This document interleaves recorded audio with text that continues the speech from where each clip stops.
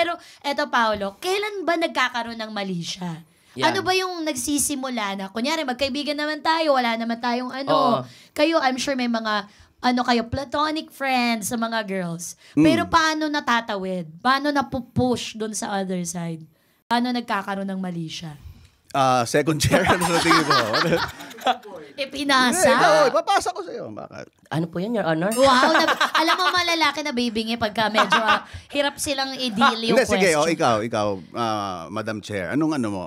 Madarama di ba? Exactly. Meron yun like I said, mutual agreement, di ba? So in the middle of a crowd, like a barkada, kunyari, there's 20 of you, pero may dalawa kayong pag-iintindihan, lalabas kayo sa bilog, tapos mag-uusapan niyo. Parang may... Correct. Then hindi kayo friends. Hindi na kayo friends. Oh. Nagkakaroon ng mali siya kapag ka merong bouncing back ng energy. Kunyari, nag-emit ka ng flirty energy. No. Tas Hinawakan mo. Hinawakan mo, tapos hinawakan ka din. Di naghahawakan na. Ganun na. Parang ganon. Ibang usapan na yun. Nagbalikan yung energy. May inimit sa'yo.